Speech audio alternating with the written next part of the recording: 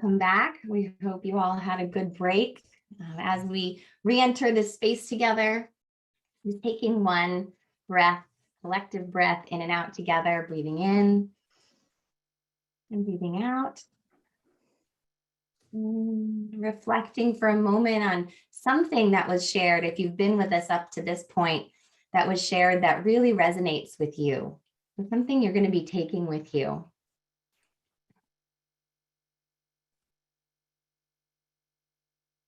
Thank you. And now we're moving into our next conversation titled The Power of Film to Inspire and Connect.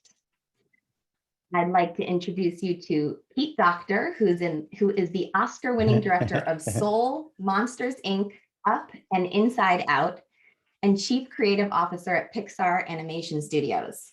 Are you excited yet? I am. Dacher Keltner is a professor of psychology at the University of California at Berkeley, director of the Berkeley Social Interaction Lab, and serves as the faculty director of the Berkeley Greater Good Science Center. Dacher happens to have a new book coming out next year titled Awe, and Pete actually makes an appearance in the first chapter, so keep an eye out for that. Have fun, you guys. Cool. Thanks for being here. Cool. And I thought, yeah, thank you so much. I thought I would just start by, you guys have a unique friendship and connection. And I'm curious, just as we begin, what's the scientist and a filmmaker? How do they initially come together? And then I know, Dacher, you're going to take it from here, but we'd love to just know how you two kind of came together and what was that bond that you shared that made you collaborate? So Dacher, do you want to start with that? Yeah, I think I first met Pete, 15 years ago at a conference in Los Angeles. It was a scientific conference, and one of the headlines was Pete Docter. We were talking with Paul Ekman as well about facial expression, and Pete had kind of waxed scientific and poetic about how to make one eyebrow really expressive. And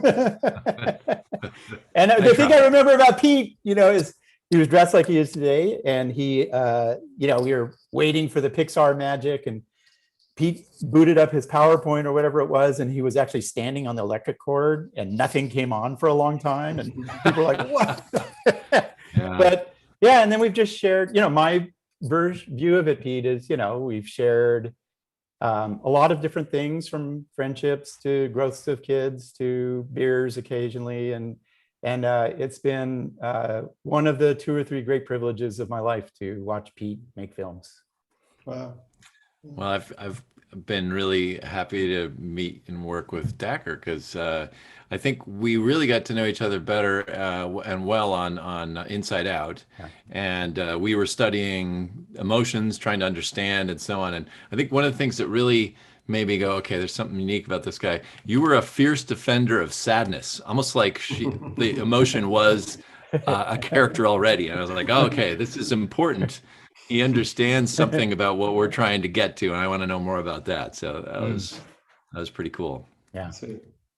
Well, I have 7 questions for you, Pete. And 7. All right. Yeah. You better get busy. And we love to enumerate things. So so the first, and first of all, congratulations on Soul. Seriously, what a incredible movie. When my 23-year-old daughter saw it, she said she started crying and felt like it had insights into what we're here on Earth to do. Congratulations on Kemp Powers, first African-American to get a Golden Globe in animation, I think. I think, probably right. Yeah, he's just such a smart. I feel so lucky to work with him. He's a smart writer and a great collaborator. So that was fun. Yeah. I mean, that film was interesting because I really feel like most of our films, if you synopsize them down, are about relationships, right? You come down to like the end is, oh, why doesn't person X understand person Y? And that's the end of the movie. And this one was intentionally, I set out to say, I wonder if we can do something different, that where the revelation at the end of the movie is more about where I fit in life, in the universe. And I was not sure whether we would be able to make that emotional for people. So it felt like a pretty big risk, but I don't know whether it is emotional for most people, but it is for me. So I guess that was Yeah. our litmus test, is kind of ourselves first. I want to talk about Soul in just a couple of minutes. So I remember when holiday, you sent me a flip card or a flip book. You had drawn, it was really funny. I think it was of your son, and it was some holiday, and it was Christmas, and you were, somebody was trying to rouse this teenager, and the flip book was just pictures of a male teenager's feet over and over and over again, not moving. So I know drawing was important to you as a young kid, and you did flip books. And what was visual art for you as a young child? I was one of the, how there's always the kid in your class that could draw anything. I could draw dragon horses, and everybody gathers around and you're like, wow, that was not me. I wanted to be that kid. But I wasn't, unfortunately. I struggled with drawing, but I did love movement. So the idea that I could draw something slightly different in each page of my math book and flip through it and it looks like it's alive, that's what just like, I got to be a part of this. I got to understand this more. So it just became an obsession for me from an early age. Movement was really the key. Interesting, really. And there's a lot of wonderful movement in the mind of a lot of your films. I think it'd be really interesting for our audience, and we have a lot of creative types and tech types and people in the contemplative worlds thinking about creative process. And I remember, and I'd love for you to just talk about what it means for you to, and how you make a film. I remember for Inside Out, you called me up and you're like, hey, Dacher, I'm going to make a movie, and I'm like, great, that's your job, and, and it's like, it's about emotion, come on over. So I come talk to you about these abstract ideas. And then, a couple of years later, I see the screening and there's this incredible film about a girl's mind and emotion. How do you create? What do you do? How did you and Ronnie Del Carmen make the film of Inside Out? Well, I mean, that's the mysterious process that I'm sure a lot of folks who are listening go through. Like when you read about stuff like writing or filmmaking, music, whatever, there's a tendency, I think, to believe that if I study, it's like math. Once I know the formula, then I'm just going to roll up my sleeves and do it. And blah, blah, blah, it'll come out. That's not the way it works at all. It's much more mysterious. You go in saying, I don't know where we're going. I don't know where we're headed. I have kind of a vague feeling about it. And that was really true of this film. I knew that emotions just intrigued me as potentially fun animated characters. Thinking about Lewis Black as anger was like, yeah, I'm in. I don't know what the story is, but that's where we started.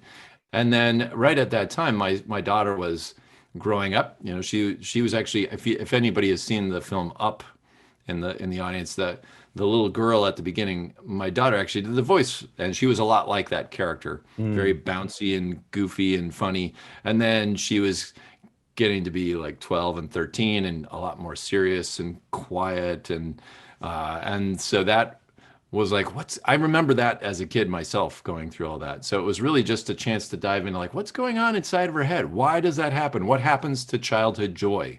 Why does it have to go away? Yeah. And so that was the root of that film. And then of course, from there, it's just a ton of work of trying things out, trying something and see if it plays. And then when it doesn't, you're like, well, why didn't that work? And retooling it. So a lot of redoing stuff. What was the biggest mystery for you when you did Inside Out, and just thinking about kind of portraying these emotions as characters, seeing how they shape inside, how young Riley sees the world outside, what she's doing? What was kind of a mystery about the human mind for you as you took on that topic? Well, I could definitely see, I mean, there were a lot of challenges, obviously. I could definitely see my way to writing for some of these characters, but I think the thing that really unlocked it for us was talking to you and to Miss Dr. Ekman, the idea that emotions have jobs and that they're there to serve the host organism, whatever you want to call the person. That they're all looking out for our best interests. And anger is not just some thing that I'm supposed to get over in road rage and all that. I'm trying to bury it. It's actually a serviceable, I don't know, you probably have a scientific word for this, but it's like it's out for us, right? It's Yeah. trying to, and that just was like, oh, so now I suddenly understand not only the motivation for each character, but specifically the lens through which they look. So disgust is always looking for poison and toxins in physical ways, in you know psychological and social ways. Fear is always looking out for the unknown. You know, all those kind of triggers helped us so much to unpack what those characters were all about. Yeah.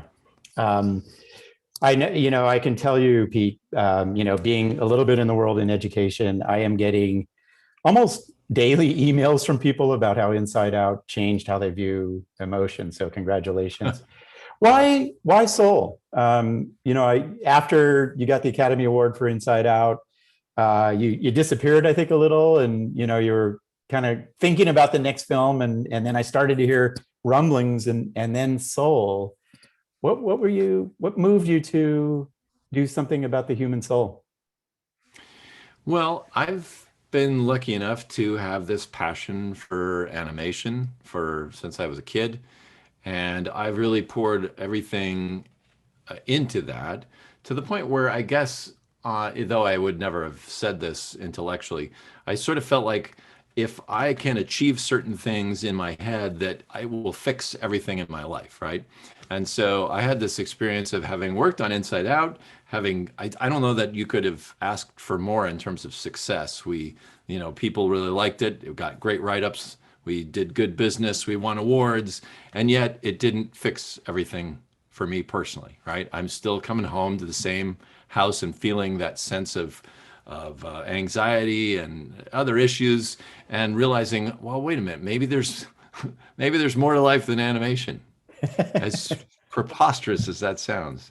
So it was really an investigation into and I know this sounds pretty, I don't know what, it sounds a little weird to say, but the idea that soul could be about what's life all about. That's where we started. And just an investigation into what are we meant to do with our limited time that we have here? What's the best way to live? Is there such a thing? Are we born with a destiny and a purpose? Because everybody feels like they kind of have their own thing. How does that all work? So that was what we were trying to unpack. If and you have to forgive me because I'm a psychologist, so I get to ask questions like these. Cool. Did you think about the soul when you were a young kid? Did you wonder about it? Did you wonder about what happens before life and after life and other dimensions than what's here in front of us? Yeah, I mean, I think most people have a sense anyway that I'm more than just my blood and guts, Yeah. that I must have been around somewhere before I was born. It just doesn't make sense intuitively. And there must be some place that I go after. I can't imagine what it's like to not be here.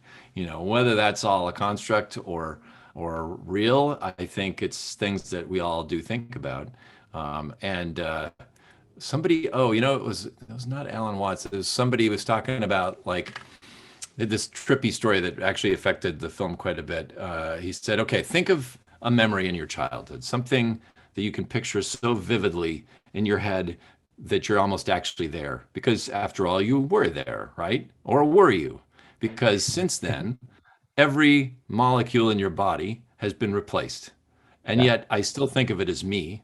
Yeah. So what is me? Yeah. Clearly, we're more than just the stuff. Nice. And so that was part of kind of what went into the film. And I know you do a lot of research, and I was hearing from some of the other, Michael Fredrickson and others who are working with you on Soul, and I dropped by once or twice. You were talking to all kinds of different scholars, and what sort of, as you thought about how you would give our culture in the 21st century a visualization of the soul, if you will, or your thinking about it, what were some of the ideas that shaped that process or that thinking? Well, one of the first things we did was to talk to as many religious consultants. We spoke with rabbis and priests and pastors, people in Buddhism, Hinduism, trying to get a sense for how different traditions saw the soul. I think one of the other things that was very pivotal getting back to what I was talking about earlier, was just philosophy, high school philosophy class, thinking back to essentialism, Yeah. Plato, Aristotle, nihilism, existentialism, all those good things, and they're both, I think, from their own angle, talking about the same thing, which is what's the deal? Why are we here? What's the purpose of it all? And so that's kind of where we started. I was astonished watching the movie, and I want to see if we can sort of tap into some of your secrets or how this worked. When you look at, and when I visited your team and talked about awe, in fact, and talked about how awe. I actually think, like, when you look at how Walt Whitman or Emerson or Margaret Fuller or some of others who really think about awe, they really are talking about the soul in some sense. Like, man, this is the stuff that is animating my DNA, that when my cells change, it's still there. And you and I talked about, in your team, some of these amazing sources of awe, like near-death experiences, which very much look like the great beyond. People really report. There's a team at Virginia gathering narratives of near-death experiences, and it just is like that. Like, you really feel like you're moving towards this bright force. We talked about nature and cities and urban design and aesthetics and the like. Epiphanies are a big source of awe. And what I was really struck, and I honestly, I had to watch it 2 or 3 times just to see, like, what in the world is Pete Docter doing? Because you go into the mind of this character, and there are these interesting dimensions of experience, right? You're taking on one of the hardest questions of, like, what in the mind is the soul or awe? How did you approach that? When you first, like, I love how the main character, when he first lands and gains consciousness as soul, is really tiny, which kind of fits how people describe these religious epiphanies. Is like, well, my self disappears and there's that little tiny character. But how did you think about the metaphysical being on a 2-dimensional screen? Well, we did read a lot of near-death experiences and try to get our heads packed around that. What do you make of it? What struck you about that? Well, there were a lot of consistencies. So you go, like, how is it that, if this is all just made up or culturally influenced, how is it that so many people have so similar descriptions of it? And not everything's identical, but there is a lot of that sort of feeling of peace, drifting towards what looks like a bright light. So we were like, all right, we played around a lot, and really this is part of the fun of working at a place like Pixar, is you have these amazing artists, and I will tell them, here's the scene, this is what we're looking for, and they just come up with amazing stuff. And there are a bunch of different approaches we could have taken, but we really wanted to make sure that it played into those expectations, so people would understand quickly what we're talking about, because you're going along, the movie's happening, and there's this character, and he finally gets a gig, and then he falls into a hole, and then suddenly we're in some black space. We wanted people to put it together themselves as to what we're talking about and where we are. So that was important. I will say, and you brought up the awe of it. I felt like one of the key images for me as we were starting to put the film together was standing under the stars. And I think everybody's had this experience of standing and just seeing and even that is a small, tiny little pinprick of existence, which we look at. And I've had 2 experiences. One is feeling utterly small and completely insignificant in the face of all that. And then I've also had a feeling of connection, of feeling like I am part of something massive and big and mind-blowing. And the difference between those two is a mystery. And so part of why we wanted to talk to you was just that sense of awe. I felt like, okay, this is this is integral to the film. How do we evoke that for because the whole point, of course, of making movies is to get audiences to feel, and you're trying to get them to feel different things. In a horror film, obviously, you want to evoke fear, and humor. You want that's a comedy. So in this film, I knew awe was going to be something I wanted to trigger for people, and we were just interested in knowing like what are those triggers? What makes people feel awe in the way that I do when I stand and look up at the night sky? It's interesting how, when you look at the literature on awe, there is, and in particular in mystical awe, there's this great tradition of mystical writing that, Julian of Norwich, 14th century, 13th century. And one class of them is, like you said, is, feeling totally insignificant and meaningless. The other is transcendently connected. Do you think this movie in some way is about mysticism or mystical experience? It's interesting how I found the stuff in New York City to be transcendent, just like, just was so radiant and illuminated, just like a spiritual experience in some sense. How do you think about this interesting kind of the spirituality side, the mundane side? What do you make of it? The first draft of the film was, I thought, going to be set entirely in the great before. So it was going to be all, in fact, we had a soul show up there and he's like, wait a minute, I don't know why I'm here. I don't know who I am, but I know I'm not a new soul. I've already been to Earth. What's going on? And so it was like amnesia, kind of coming to, piecing his life together, and then carrying that, passing it on to this unborn soul to convince her as to why the soul should go to Earth. As the film developed, we realized, you know what, if we're going to talk about the value of life, we got to be set on Earth. So, and that was also something really striking about all the study we did in religion and other traditions of so much of what we think about spiritual and, well, especially religious tradition is the cliche is like we're preparing ourselves for the next life or whatever. But I think if you really investigate it, most of it has to do with like what's going on right here, right now, today, in front of me, and how am I going to react to that?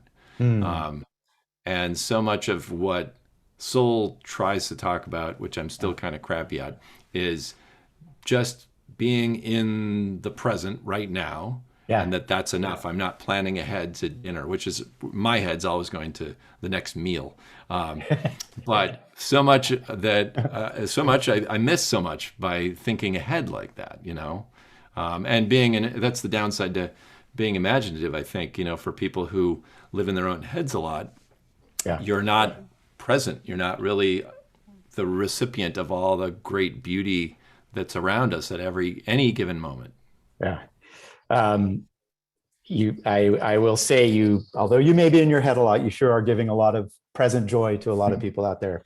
I want to ask you about your experience of the conversations around the film. One of the things that really struck me, is I'd been hearing Pete's new movie was coming out, and that's always what's happening at Pixar's.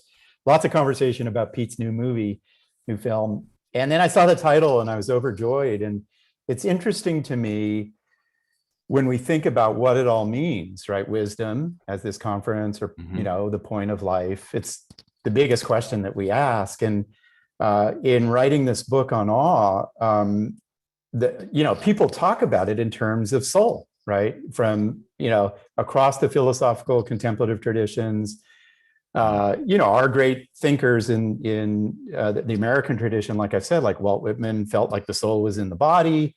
It was just like how we talked about it. And then it fell out of conversation, right? And when I teach at Berkeley about happiness and the point of life and get students to engage in that, it's really awkward for me to use that word soul, right? Like, because how do you measure it, or et cetera? And I feel like one of the things that your films do is they stimulate these big conversations about things that we need to rethink. And Inside Out was about sadness and, emotion. And Soul is about soul. And I'm just curious, what has it been like for you to be part of a conversation about the soul? Well, thank you. I feel like that's our mission, or it's a gift that I have in any way to work at a place that allows that kind of discussion, because so often you go to cartoons and it's a lot of fart jokes and animal characters running around, and then that's the end. And so that they're able to humor us by letting us look into this stuff is kind of near miraculous in a sense. And it's been a joy. I think one of the things about the word soul that we discovered along the way, and this was in large part thanks to really a lot of learning from African American culture and understanding that soul, like I always thought of soul as like ethereal, non-physical, ascendant. It's something, it's like the bare essence of who I am. And then there's another way of reading the soul, which is like getting your fingers into the dirt, returning to home, and soul food, soul music. It's about pain and experience and all that. And I love that there's that tension built into the word, because I think that's exactly what we're talking about in the movie. Nice. Awesome. I am not sure how much more time we have, but I still have a couple of questions. Soren, I think we have time for one more question. We're going to end at the hour. So if you want one more question before 3 p.m., go for it. All right. By the way, Pete, you just gave me goosebumps. Just the idea of soul being in the earth and sky, lifting up that's cool. That's really cool. I want to ask you about Pete Docter and story. You hinted at it early, films are about relationships, but I want to press you. I remember at the opening of Inside Out, which you invited me to come to in Hollywood, and I was sitting there. It was spectacular. I was sitting there, and there was this particular moment where I was sitting next to a middle-aged guy like me, and in the front, in front of me was a 4-year-old boy, and as the movie unfolded, the 4-year-old boy, like when Bing Bong disappears, he stands up and he goes, "Not Bing Bong," and he's sobbing, And at the end of the movie, when the family embraces, the dad's like next to me, the middle-aged dad is like sobbing. "I didn't know emotions mattered so much. I know how to talk to my daughter." And so I was like, that's Pete Docter. He can tell a story that works for 4-year-olds and middle-aged guys. So how do you do it? Well, I don't know. There's not really an easy answer to that question. I think, we start appealing mostly just to ourselves. Like if I'm going to work on this film for 4 or 5 years, better be something inherently interesting about it, that makes me want to come to work every day and start really diving deep about, into this. And yet, as we are working on the film where our kids are going to watch it, I think one of the keys to that is making things visual. Language is complex, and it's almost like, well, I was going to use a computer analogy. Like if you code at all, you're actually using a language which is talking to some other deeper root code, which is ones and zeros and stuff. And I think language is like that. It's a communication up here, and to get to like the deeper core stuff, you got to use music and you got to use visuals. And so if I were to tell you the story of Inside Out, and I got a lot of this when I would, early on, I'd tell people, okay, here's the story. And they'd look at you like, I don't understand. B, there's no way kids are going to get that. But if you show it to them, then that's a whole different thing. And that gets back to my initial thing of movement. It's not just like movement for movement's sake. Everything that moves has a specific reason. And unpacking that and understanding what this movement represents. If this character was trying to get over here, but now there's this in the way, how does, that's the story right there. Yeah. Pete, thanks for moving us all, man. Good to see you. Thank you. That was Thank fun. you both so much. That's awesome. Cool. Thank you. Really appreciate your time. And next time we'll try and get more time for you. This is such a rich conversation. And Pete, you have so much to offer. I think when I had emailed you originally, you're like, sure, if you think I have any wisdom to share. And I think you do. So really appreciate it. Thank you. Cool. Thank you. Good seeing you, Pete. Nice seeing you, Soren. Good to see you. All right, Michelle. Yeah, thank you, Pete and Dacher. The only problem with that talk was the length of it. I've been watching the chat and everybody wanted it to go on and on longer. So we're going to have a break now on the main stage, and the final breakouts of the day will be happening over the next hour. So just check your attendee access page to see where you might want to join. Otherwise, we'll see you back here at 4 o'clock Pacific Standard Time. And remember that when you're looking at your attendee access page, the time is reflected in your local time. See you soon. Enjoy.